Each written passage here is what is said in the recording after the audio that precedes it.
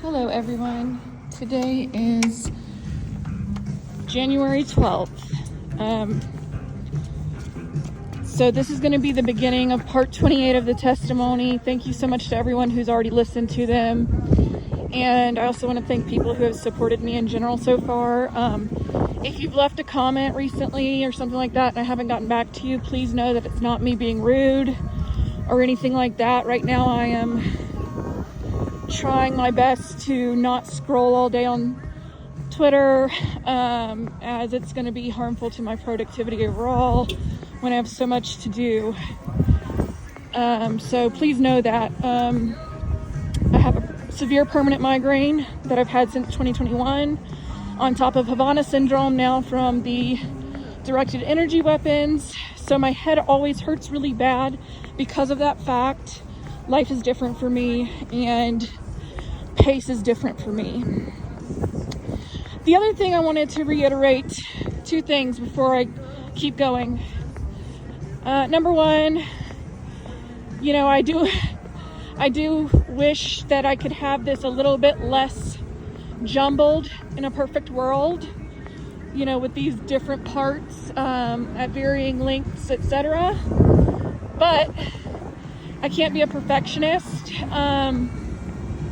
I would rather, because this testimony is so many hours worth, I would rather go into much detail as possible and not rush through it, rather than have one big long video for the sake of organization, but yet miss out on important details. Number two is that there are things, even with all this testimony, up to this point. So like on part 28, I'm up to the very beginning of May 2023. There will have been some details that I will have left out by now that I'll go back later. That's just how it's going to be with something this intensive. So again, just really quick update before I get back to the testimony chronologically. Today is January 12th. At this point, I have been broken into, drugged, and raped in my sleep somewhere between 30 and 50 times by these people, which is a terrible fact.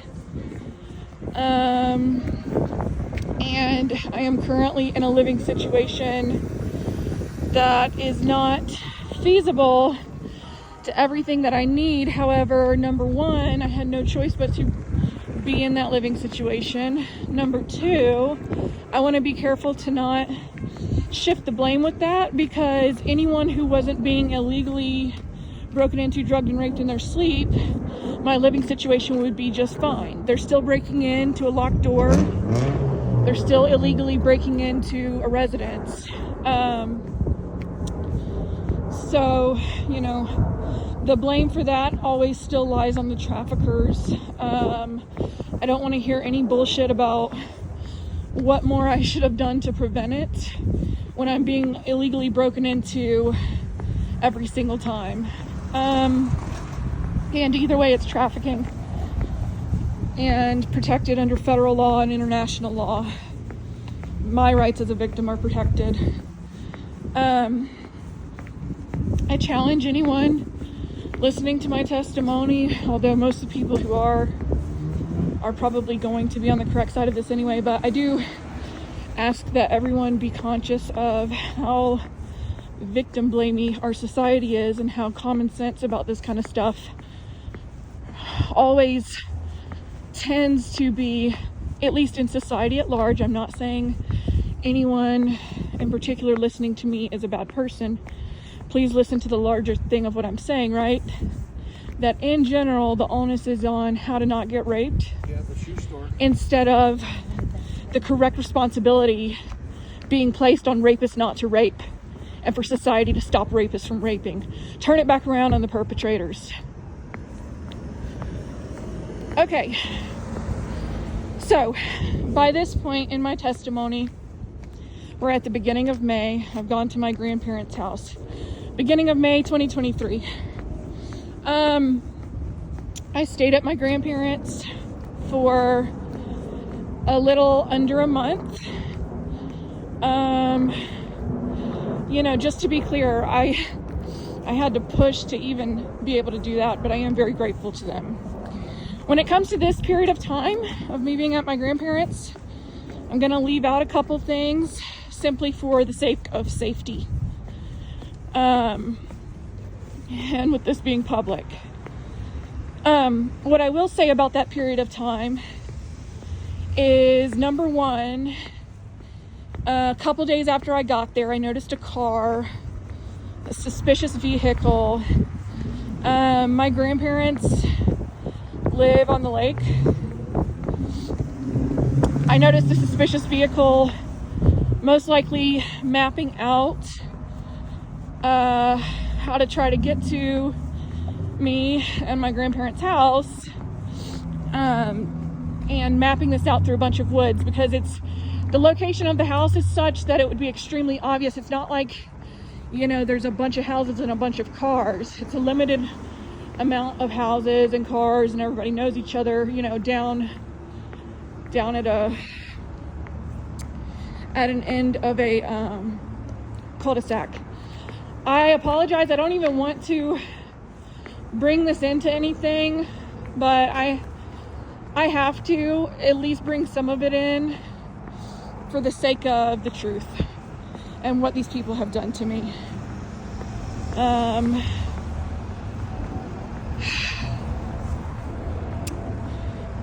The second thing about this period of time is that I was already on high alert. I knew these people will stop at basically nothing.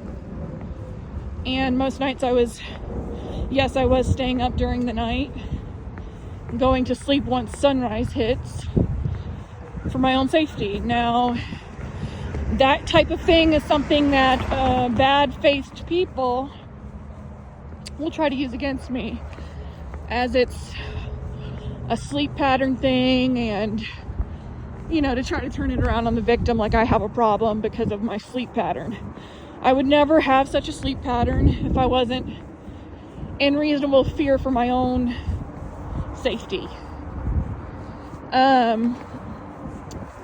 The other thing I'm going to say about this period of time is that I'm just going to leave it at this.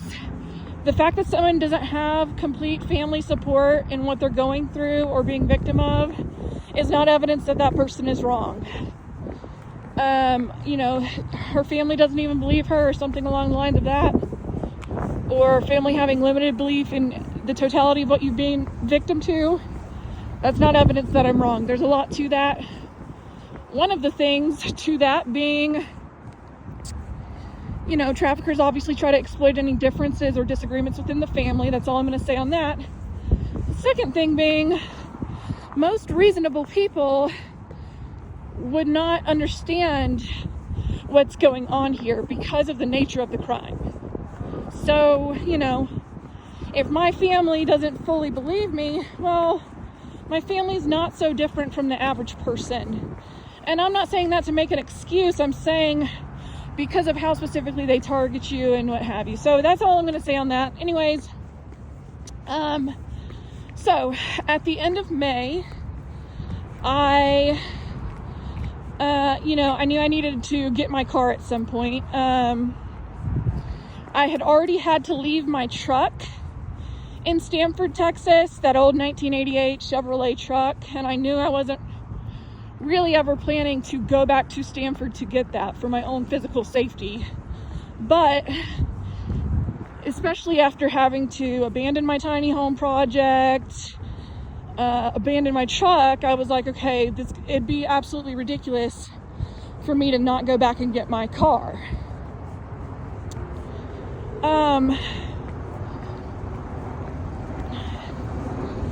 So I went back to Texas to get my car. I rented a car. I did not realize at the time that my phone was being tracked. I did not fully realize that by this time. So I was tracked. When I rented that car, the idea behind that was that for whatever reason, airports are not safe for me to fly through right now because they're going to find me at airports. I already knew that based on the events of late April, early May, even if I didn't know exactly why at the time. So the thinking was, I won't be followed, or I have less chance of being followed if I rent a car. So that's what I did. I drove to Texas. I went as long as I could without sleep. An important detail about that is that I went to check my P.O. box in Abilene, on Buffalo Gap Road in Abilene, before going to my car at that airport during this trip. More on that later, and the significance of that. So yeah, at the time I didn't realize my phone was being tracked, so the traffickers were definitely tracking me as I went back to get my car. So then I drove as many hours as I could without sleep. And then I said to myself, okay, what's safer, me parking somewhere and sleeping inside this van, or going to a hotel room, getting my own hotel and sleeping there? And at some point I decided it was probably safest for me to get a hotel room on a second floor somewhere. I called ahead of time to make sure they had a place. I did have to drive a little bit out of the way compared to where I was at the time. I ended up at this hotel in McGregor, Texas. I'll have to look at the exact name of the hotel. If I'm not mistaken, there was an RV component to the hotel, and it was on the second floor. So, once I got there, they said, "Oh, are you the one that called?" Obviously, I gave them my ID, as is customary at most hotels and motels, and, requested a room on the second floor. They had the room already ahead of time. I actually have a picture of the room number that they gave me. I don't have it off the top of my head, but I do have a picture of that. That's important for later. Went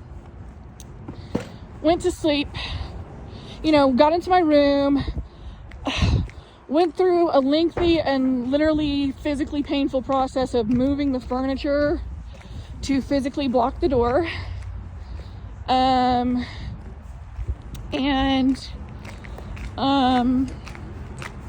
Finally went to sleep. I told myself, I have to sleep. I'm human and I do have to go to sleep. And I felt that, if anything, a hotel room is safer than a car to not be broken into, drugged, and raped in my sleep. Now, I will say that at this time, I had already been broken into, drugged, and raped in my sleep at another hotel back in April. Potentially 2 hotels, but sorry for the noise. Due to the nature of the crime at that time, I did not realize fully that had happened yet, due to not having a proper memory of the rape, etc. Due to the fact that any reasonable person who locks their door, pays for their own hotel room, has an absolutely reasonable expectation of safety to not be broken into, drugged, and raped in their sleep. When I woke up in McGregor, Texas, everything was just as it was when I had gone to sleep, which is always the case with these people, pretty much. They've known from the beginning to leave everything as it is. I will say, there's been other victims of this same rape trafficking who have had bruises left on their bodies, etc. Well, my perps have been a lot more careful than that.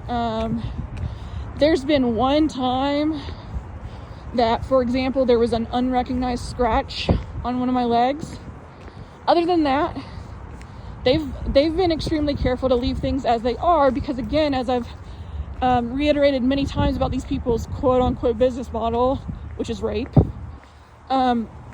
this quote-unquote business model largely relies on the victim not knowing what's going on, which is normal. There's a lot of victims who don't know, and it's not to blame the victim, because it's the nature of the crime. Anyways, woke up in McGregor, Texas. I have the exact date of that. I don't have it right in front of me. It would have been late May. Everything was just as it had been when I had left it, except that I woke up to the freaking maid opening my door. I did notice that the deadbolt had been unlocked, even though all the furniture that I had stacked in front of the door was still there. But yeah, because I think I woke up to go to the bathroom. Sorry about the noise. I woke up to go to the bathroom probably 30 minutes before I woke up to this maid literally opening my door. And when I woke up to go to the bathroom, I checked to make sure the deadbolt was still locked, and it wasn't. And at the time I thought, well, maybe I went to sleep too exhausted to have locked it. This is the type of thing where you question yourself, but looking back, no, I didn't. I definitely did. I also noticed that the window was unlocked. It was closed, but the lock of the window was unlocked. Anyways, woke up to this maid fucking opening my door. It wasn't even checkout time yet. There were cameras in the hallway of this hotel. Maid opening my fucking door saying, "Are y'all ready to leave yet?" And I was like, y'all, I'm alone, first of all. Second of all, I made a little bit of a scene. I was like, why are you opening my door? It's not even checkout time. How are you able to open my door? Because the latch thing had been closed. The little hotel latch that all hotels have, it was closed. It was still closed, even though the deadbolt had been unlocked. So I was like, how are you able to do that? Like, how is she able to open this door right now? Because, you know, obviously she wasn't able to fully open it because that latch was still closed, but she was able to like open it within that little 2 inches that the latch contains, if that makes sense. I think anyone who stayed in a hotel will know what I'm talking about. I made a scene. I was like, how are you able to do that? I got my stuff together. I was like, how are you able to do that? Why are you doing this? So she was like, ma'am, no one can get in. No one can get in. Like, she's trying to treat me like I was like, you know, paranoid for asking these questions. She was like, no, don't worry. Nobody could have gotten in. So I went down and I said, I'd like to see the footage from last night. He told me to wait for the manager to get back. I called her and left a voice message. This is one of those things where it goes back to, okay, if I had called the police that day, you know, what would it have been? Would it have put me in more danger? Also, I want to say, and I hate to even open up about that thought process, but it's true. I also want to say at that point, I didn't even know if any rape had occurred that night. So it's like, what, you know, I called asking for the footage, never got a call back. And then so I went and looked at the room that I had been assigned, and there's like a thing on the wall in front of the window. I'll post it on Twitter, the picture of this hotel. Again, I had no idea what had happened or anything, as is customary with the nature of this crime. So I went and took a picture of it. Well, it looks like if any of those hotel rooms would have been easily accessible, any of those second floor hotel rooms would have been easily accessible to break into from the second story window, it would have been this one, because there's a like sort of scaffolding type of thing, not necessarily scaffolding, but something similar, that there's like a box attached to the wall, right under the window, not directly under it, but close enough that it would be more easily accessible to break in that way than usual. Or potentially they broke in through the door and then broke out through the window, which would explain why all the furniture was still pushed up against that door when I woke up. But the deadbolt had been unlocked, perhaps because they unlocked it considering to break back out using that door, and then said, wait, that doesn't make sense because the furniture, we got to leave the furniture the way it was. Again, going back to their whole business model relies on me not having my me not being alerted that something has happened. When I say something, I shouldn't say something. That's kind of a euphemism. Me not being alerted that another rape has occurred. Because if I'm sure that another rape has occurred and something's left out of place, obviously it means I'm going to call the police. But because of the nature of the crime, with no memory due to the forced drugging,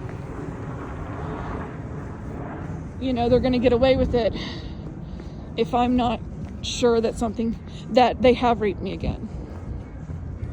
A third possibility that could explain the furniture having still been in place is what if someone stayed behind and hid somewhere in the hotel room to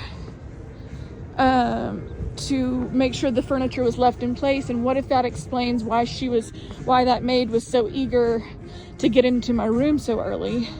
What if she was potentially, not making a definitive case here, what if she was potentially in on it, and her being in on it explains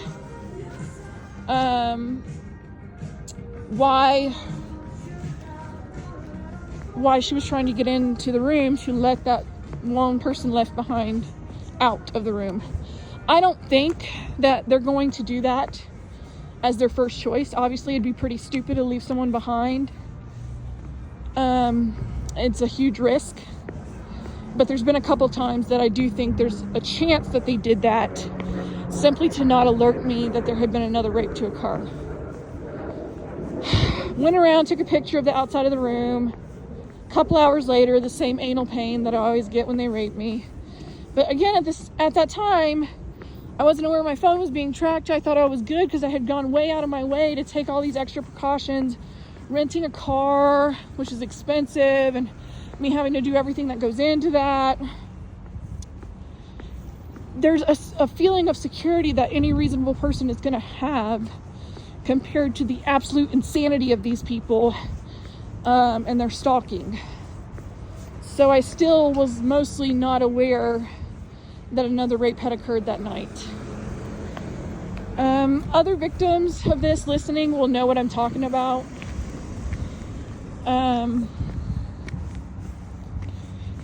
And I do hope that anyone else listening who hasn't been victim to something this ridiculous would also understand that, hey, you know, you may not have been victim to this, but when you lay your head down to sleep at night, you feel safe and secure in your home or dwelling. And that doesn't just completely go away. I mean, you know, for me, it had already largely gone away. But obviously any normal person is going to think, no way they're going to do that, you know? Okay, so drove back to Charlotte, left that hotel, went and got my car. Obviously, even at that point, so even whatever piece of me does think that there has been another rape to occur that night, is going to still, just had a guy stop me and try to talk to me. Of course, I ignored him. Just an example of the daily harassment, probably unrelated. So yeah, whatever piece of me does feel like there was another rape to occur that night is also telling me, okay, well, I'm back in Texas and I'm alone. Let me get the hell home and get the hell away from here. You know, it lends another sense of urgency. Okay, let me get home as quickly as possible to something relatively more safe, as anyone would feel. Well, on that trip home, yes, so this is huge. This part is huge because they wanted to make it clear I was being followed. Looking back, another creepy car following me just now. Yeah, they wanted to make it clear I was being followed on my way back. I went and picked up my car. It had been parked at that airport for about a month at that point. You know, paid the parking fee and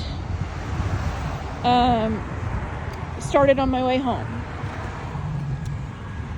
Well, and now this car is backing up. This creepy man is backing up to park near where I'm standing. Anyways, yeah, sorry y'all. Started on my way back home. Well, obviously at this point my alert is up because I'm leaving Texas, where I know they have a large presence. I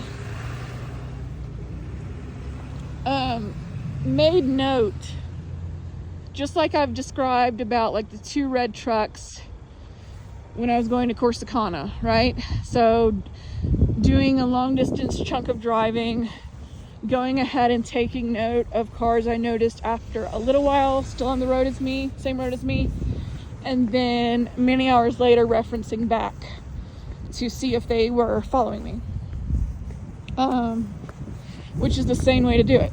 So did that at the start of this, took note of several cars. I actually have a video of one of these. Took note of 2 trucks in particular. I do think there were other vehicles outside of those 2 trucks. I don't know for sure, but 2 trucks in particular. One of them, a black truck with super blacked out windows that I have pictures and video of. Took note of that, and then a couple hours after taking note of that one, another truck, if my memory serves me correctly, a white truck with a white male in the truck, a white male who went out of his way to take a picture of me while driving, to point his camera at me. He did follow me for probably 45 minutes, if I'm not mistaken.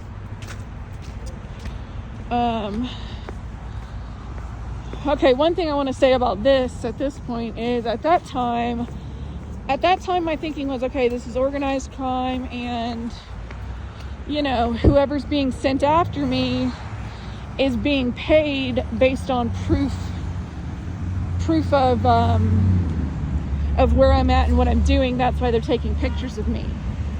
I still think there's a function to that. However, now I understand the gang stalking program, the fact that the organized crime who have been sex trafficking me from the beginning put me on a list to make use of this, but also including private security, private investigators, organized professional criminals, in addition to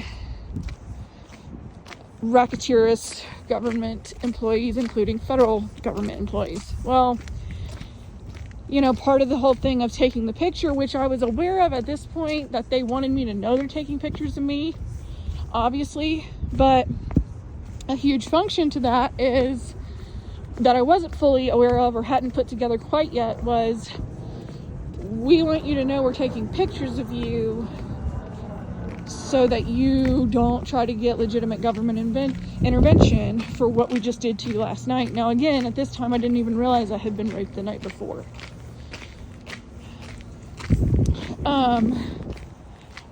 So